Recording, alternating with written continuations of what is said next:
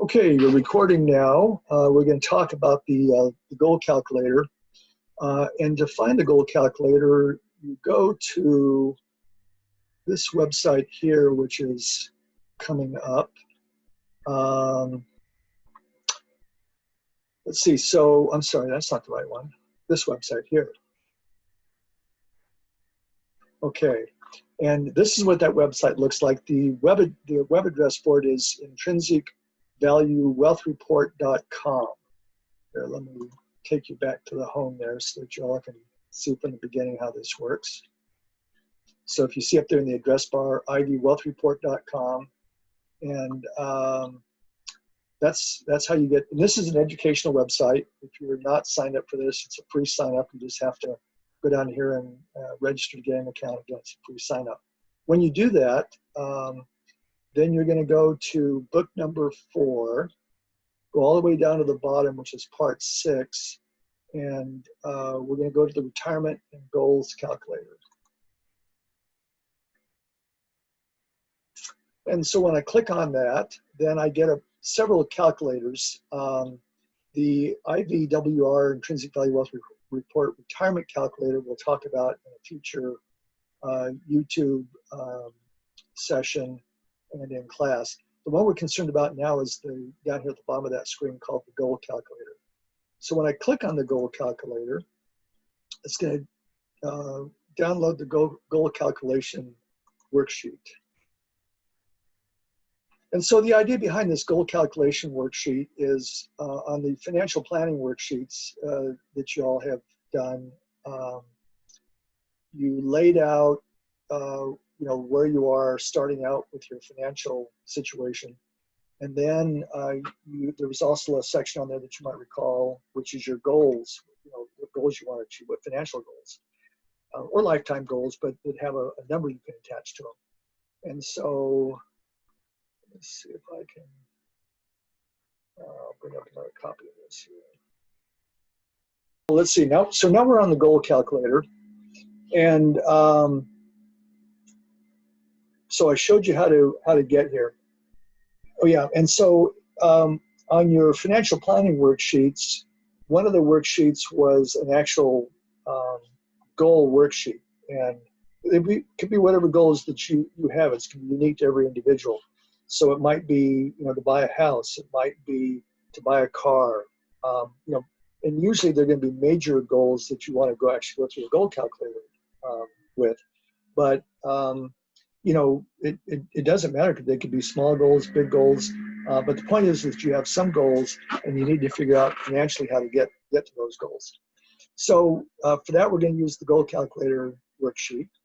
And the way this is set up is that the items in the brackets are what you're going to fill in. So in this example, we'll just use the numbers that are in this example.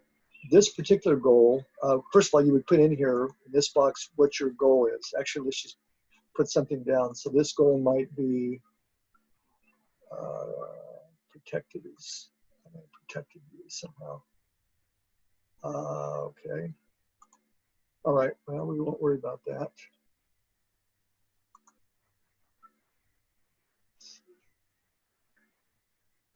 Cool, let's just try it. Yeah, it's not gonna let me do that. Or is it? No, it's not gonna let me do that. No. Okay. Oh, here, enable editing. There we go. Okay. All right, so for the goal, let's say I'm gonna buy a house. Goal. Okay. So I'm going to put down here, buy a house. Okay, so that's my goal, and I estimate that the amount to buy that house is going to be $250,000. So I'm going to put that in this box here. Now that's possibly not going to work in California, but maybe actually you can buy a house in California for $250,000. Just depends on where you buy it. But whatever the case, I could buy a house in Arizona for $250,000 pretty easily, and I have a house out there which I have as a rental actually. Okay, and so that's what your goal is. You're going to buy a house. You put in the amount of the house. Okay, now how long is it going to take me, or how long before I want to buy that house? Well, in this case, I've assumed 20 years. I could put any number in here that I want. Now, I have to make some assumption about what kind of return I'm going to get in my investments over the next 20 years. And as the video we were watching earlier tonight showed, there are different combinations of investments of assets that you can assume in a portfolio. A common allocation would be, or historically a common allocation would have been a 60-40 allocation, 60% stocks, 40% bonds.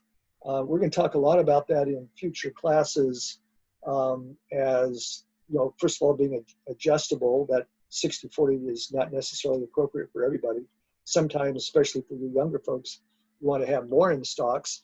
But if you're more conservative, or as you get older, you probably want to have less in stocks. Most importantly, though, when I say we, the investment community, you know, the financial planning profession, investment advisors, and so forth, what we've figured out in the last, say, 20 years or so, is that stocks and bonds are not the only assets that you should put into a portfolio.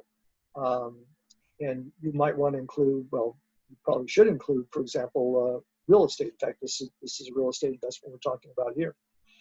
But there's other types of what we call alternative investments we could add. I have a couple of separate videos already in the YouTube channel for the Intrinsic Value Wealth Report TV, which you can view on that. And we'll talk more about that in future classes. But you know, for investment returns, you know, estimate, you know, whatever you think is a good target for investment returns. 9% is probably fairly conservative. In other words, that's probably fairly achievable, and you might be able to do much better. But you know, you have to pick a number that you're comfortable with, and it might be better to be conservative, because if you overestimate your returns and you don't achieve those, you won't have saved enough for your goal. Okay, inflation rate from now until the period of your investment. Well, 2% is what the Federal Reserve has been targeting, and I think that 2% is a good number. Now, inflation currently it's actually been a little bit less than 2%. There's a good case that can be made for inflation going up with all the helicopter money that the government's been putting out, you know, as part of this trying to solve the financial crisis that we're in. But anyway, on a long-term basis, 2% is probably not unreasonable. Now, this has a place where you can start with an initial investment amount. So if you have $15,000, you know, set aside somewhere, and you say, okay, I'm going to use that $15,000 as a start for my financial goal, you put that in here. If the amount is zero, and we'll show what that looks like here in a second.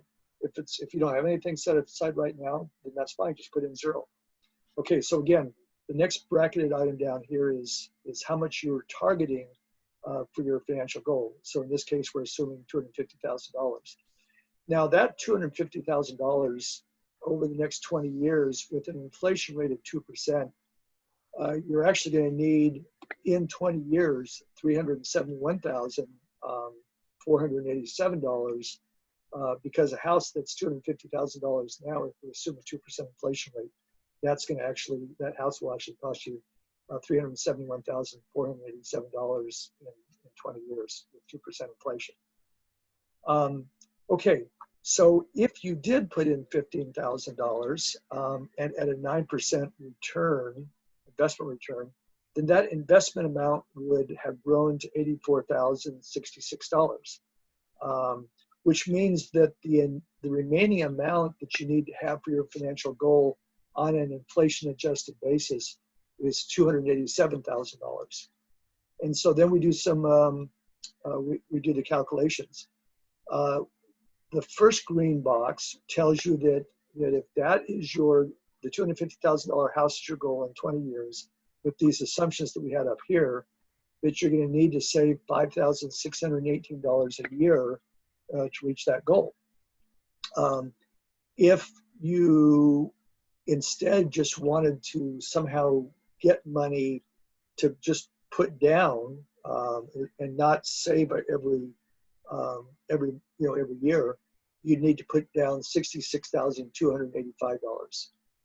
Now that's probably not going to work for most people, I mean, because to come up with that kind of money is, it may be achievable. Maybe you get a little inheritance from somebody or whatever. But this amount of $66,285, that's assuming that you want to buy that house in 20 years.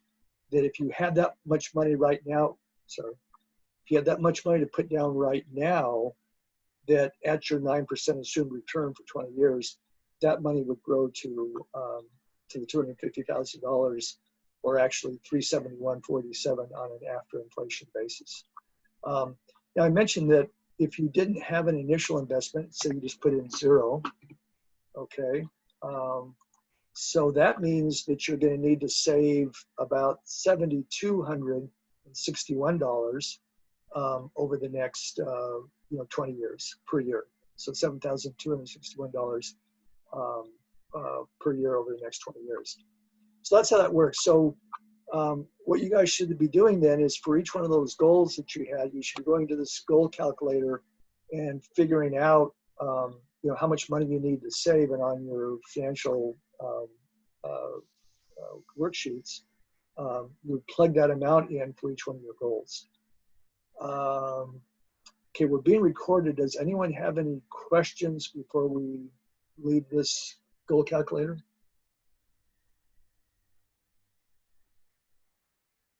Okay, I'm going to stop the recording.